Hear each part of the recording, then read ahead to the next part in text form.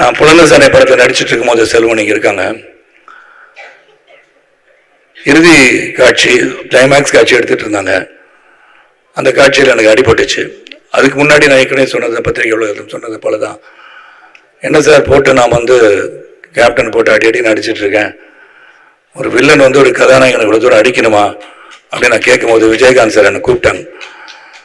Sir சொல்றதை செய்யுங்க, கரெக்டாக இருக்கும். நான் நினச்சி பார்க்கும்போது நார்மலாக என்ன நடக்கும்னா, என்னங்க இவர் நம்மளை போட்டு அடி அடிக்கிறாரு அப்படின்னு கேட்பாங்க நார்மலாகவே. ஆனால் இவர் என்னன்னா, அவர் என்னை போட்டு அடிக்கும் போது தான் நான் அவரை திரும்பி அடிக்கும் போது சிறப்பாக அந்த காட்சி அமையும் என்று சொன்னவர் புரட்சி கலைஞர் விஜயகாந்த் அவர்கள்.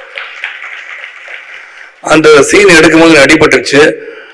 3 நாள் ஓய்வு எடுக்க சொன்னாங்க. செல்வமணி இருக்காரு.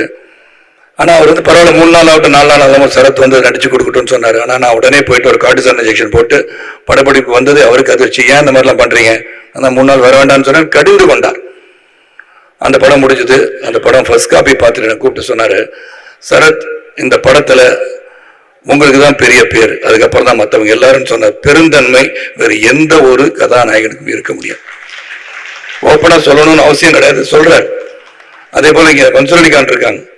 கேப்டன் பிரபாகர் முடிஞ்சோன்னு சொல்றாரு, இதுல மன்சூர் அலிகான் தான் முதல் பேர் அப்படின்னு சொன்னார்.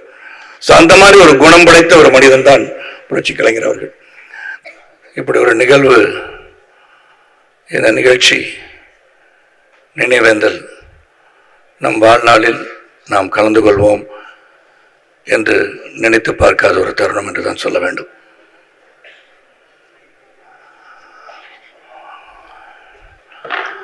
அனைவருக்கும் இது ஒரு மாபெரும் இழப்பு. தமிழ் திரையுலகம் மட்டுமல்ல, தமிழ் சமுதாயத்தின் இழப்பு என்று தான் நான் சொல்வேன். 1990ஆம் ஆண்டு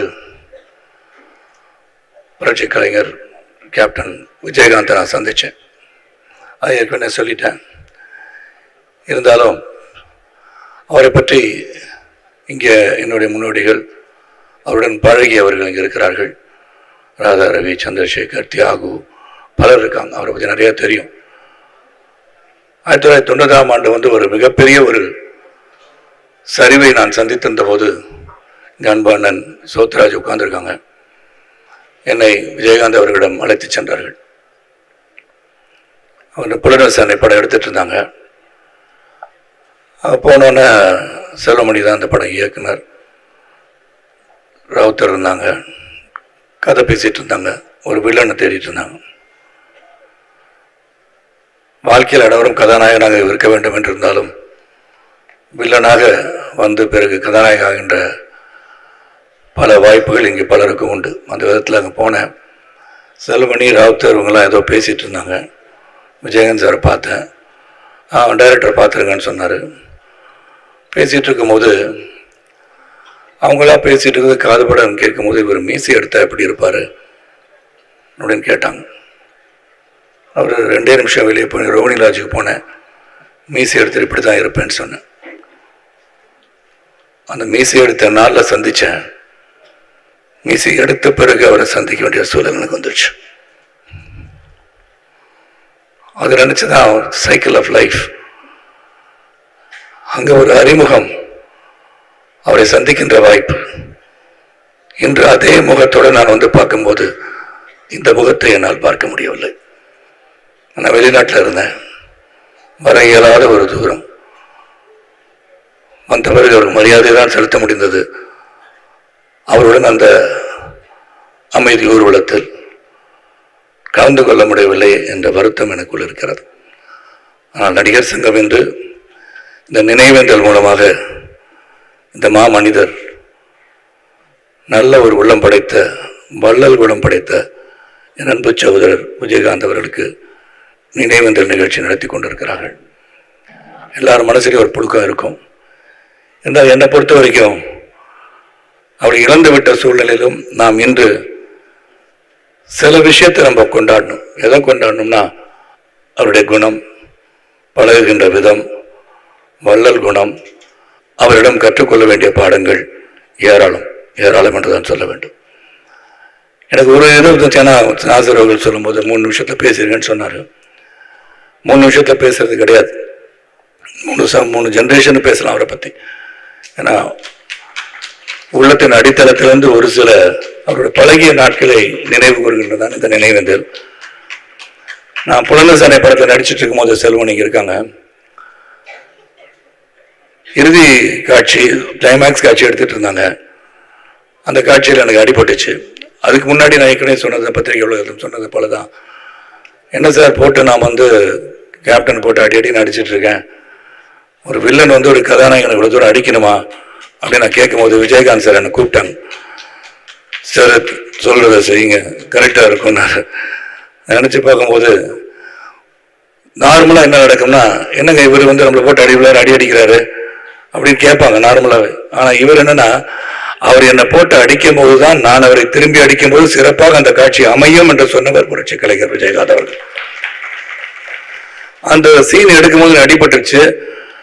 3 நாள் ஓய்வு எடுக்க சொன்னாங்க. செல்லுமணி இருக்காரு. ஆனால் அவர் பரவாயில்ல 3 நாள் ஆகட்டும் 4 நாள் ஆகாமல் சரத் நடிச்சு கொடுக்கட்டும்னு சொன்னார். ஆனால் நான் உடனே போயிட்டு ஒரு கார்டிசான் இன்ஜெக்ஷன் போட்டு படப்பிடிப்பு வந்தது. அவருக்கு அதிர்ச்சி, ஏன் இந்த மாதிரிலாம் பண்ணுறீங்க, ஆனால் 3 நாள் வர வேண்டாம்னு சொன்னார். கடிந்து கொண்டார். அந்த படம் முடிஞ்சது. அந்த படம் ஃபர்ஸ்ட் காப்பி பார்த்துட்டு எனக்கு கூப்பிட்டு சொன்னார், சரத் இந்த படத்தில் உங்களுக்கு தான் பெரிய பேர், அதுக்கப்புறம் தான் மற்றவங்க எல்லாரும் சொன்ன பெருந்தன்மை வேறு எந்த ஒரு கதாநாயகனுக்கும் இருக்க முடியாது. ஓப்பனாக சொல்லணும்னு அவசியம் கிடையாது, சொல்றாரு. அதே போல இங்க மன்சூர் அலிகான் இருக்காங்க. கேப்டன் பிரபாகர் முடிஞ்ச சொல்றாரு, இல்ல மன்சூர் அலிகான் தான் முதல் பேர் அப்படின்னு சொன்னார். ஸோ அந்த மாதிரி ஒரு குணம் படைத்த ஒரு மனிதன் தான் புரட்சி கலைஞர் அவர்கள். இந்த கேப்டன் பிரபாகர் நடிக்கும் போது, அதுக்கு முன்னாடி எனக்கு பாலச்சந்திரோட படத்தில் நடிக்கும் போது கழுத்து அடிபட்டு 6 மாதம் பெட்டில் இருந்தேன். கேப்டன் பிரபாகர் நடித்து முடிச்சுட்டு போனேன். ஆனால் இன்னும் படப்பிடிப்பு பேலன்ஸ் இருந்துச்சு, நடிக்க முடியாத ஒரு சூழல். அப்போ செல்வமணிலாம் கூட என்ன பண்ணுறதுன்னு திகைத்து கொண்டிருந்த காலகட்டம். ஏன்னா கேப்டன் பிரபாகர் மிக பிரம்மாண்டமான ஒரு படம். எனக்காக காத்துட்டு இருக்க வேண்டிய அவசியம் இல்லாத போதும் சரத் குணமாகி திரும்பிய பிறகு காட்சி எடுக்கப்படும், அதன் பிறகுதான் படம் வெளியே வரும்னு சொன்னது இந்த மாமனிதர் தான். அந்த படத்துல தான் கழுத்தடிப்பட்டு என்னால் நடக்கக்கூட முடியாது. செட்டில் இருந்து பார்த்து நடிக்கணும், சார் திருப்பி விழுந்தா திருப்பி அடிபட்டுரும் அப்படின்னு சொல்லி என் கூட இருந்து கேர் எடுத்தவர் விஜயகாந்த் அவர்கள். பல காலகட்டம் 2000 அவர் கூட பயணிச்சிருக்கேன். அவர் தலைவராக, நான் பொதுச் செயலாளராக 2006 வரைக்கும் போனோம். அதுக்கப்புறம் நான் தலைவராக, அது வேற விஷயங்கள். ஆனால் அவருடைய அட்மினிஸ்ட்ரேஷன் குவாலிட்டிஸ், அவர் ஒரு கோபம் உள்ளவர் என்பது எனக்கு தெரியும். எல்லாரும் சொல்றது தான், கோபம் உள்ள இடத்துல தான் குணமும் இருக்கும். அப்படி குணம் படைத்தவர் தான் அவர். எதையுமே மறந்துடுவார், கோபப்படுவார். அதுக்கப்புறம் நெக்ஸ்ட் அடுத்த கேட்டம் என்ன, அடுத்த வேலை என்ன, இதை தான் பார்ப்பார் ஒழிய இவன் ஏதாச்சும் பண்ணணும் இந்த மாதிரி பேசிட்டான்னு நினைச்சதும் கிடையாது. எனக்கு தெரிஞ்சு நினைச்சிருக்க மாட்டார். நினைக்கிற குணம் அவரிடம் கிடையாது. அதனால்தான் நான் சொன்னேன், வடிவேல் அவர்கள் வரவில்லையே, இதை பத்தி நீங்க என்ன நினைக்கிறீங்க கேட்கும். நான் சொன்னேன், வடிவேல் வீட்டில் உட்கார்ந்து இவரை நினைத்து அழுதிருக்கலாம். ஹியூமன் பீயிங் தானே, வர முடியலேன்னு நினைச்சிருப்பாரு. வந்தா வேற எதுவும் சொல்லுவாங்களா, திட்டுவாங்களா நினைச்சிருக்கலாம். அதான் மறப்போம் மன்னிப்போம் என்ற குணப்படைத்த விஜயகாந்த் அவர்கள் இதெல்லாம் பெருசா எடுத்திருக்க மாட்டாரு. ஆனால் வடிவேல் அவர்கள் நிச்சயமா அழுதிருப்பான்னு தான் நான் சொன்னேன். ஏன்னா நம்மளை பொறுத்தவரைக்கும் ஒரு பெரிய குடும்பம். நாசர் சொன்னது மாதிரி கோழி கட்சிகளாம் ஒன்று சேர்த்து அரவணைத்து கொண்டு சென்றது போல இந்த நடிகர் சங்கம் விழாலாம் இமேஜின் பண்ண முடியாது. இன்றைக்கும் நடத்துறாங்க. இங்க நடிகர் சங்கம் சிறப்பாக செயல்படுகிறார்கள். அவ்வளவு அரவணைத்து கொண்டு போக முடிந்தாலும் அந்த காலகட்டத்தில் எல்லாரையும் ஒருங்கிணைப்பது என்பது மிகப்பெரிய கடினமான ஒரு சூழல்.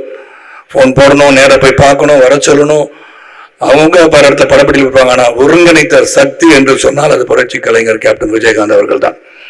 அவர் ஆணையிட்டாரு, நாங்கள் செயல்பட்டோம். அந்த நாட்கள், அந்த 6 ஆண்டுகள் அவருடைய நிர்வாகத்திறனை நான் பரியாரத்து பார்த்திருக்கேன். அவருடைய அன்பு, பாசம், பரிவு, என்னைக்குமே ஒரு மரியாதை. அந்த மரியாதை உள்ள குணம். கோவப்படுவார், அதே சமயத்தில் அரவணைச்சுக்குவார். அந்த விஜயகாந்த் அவர்கள் இன்று இல்லை, கேப்டன் அவர்கள் இல்லை, புரட்சி கலைஞர்கள் இல்லை. அவரை வாடி தவிக்கின்ற அனைவரும் நிச்சயமாக அவர் இந்த தமிழ் சமுதாயத்திலே காலமுள்ளவரை வாழ்ந்து கொண்டிருப்பார் என்பது உறுதி. ஏன்னா வள்ளல்களை நாடு மறப்பதில்லை, வள்ளல்களை தமிழ் சமுதாயம் மறப்பதில்லை, வள்ளல்களை நாம மறக்க மாட்டோம்.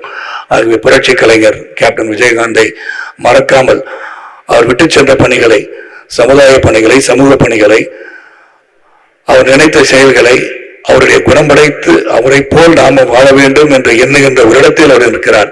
நம்ம எல்லாம் அவர் பார்த்து கொண்டிருப்பான்னு சொல்லி அனைவரும் அவரின் புகழ் பாடுவோம் என்றும் அவர் மனதிலே தாங்கி இருந்தால் நிச்சயமாக நாம், நம் குடும்பம், நம் சமுதாயம், நம் சமூகம் சிறப்பாக இருக்கும் என்று சொல்லி இந்த நினைவேந்தல் இதுக்கு மேல என்ன பேசுறது தெரியல. ஏன்னா பேசுறதுனால முடியாது. அந்த அளவுக்கு எனக்கு உறுதுணையாக இருந்து பல காலகட்டத்தில் உதவிய விஜயகாந்தன் அவர்களை என்றும் மறக்க மாட்டேன் என்ற மனதில் தாங்கி செயல்படும் என்று கூறி அவர் ஆன்மா என்றும் நம்மளை ஆசீர்வதிக்கட்டும், நடிகர் சங்கத்தை ஆசீர்வதிக்கட்டும், தமிழகத்தை ஆசீர்வதிக்கட்டும், தமிழ் சமூகத்தை ஆசீர்வதிக்கட்டும் கேட்டுக்கொண்டு விடைபெறுகின்றேன். நன்றி, வணக்கம்.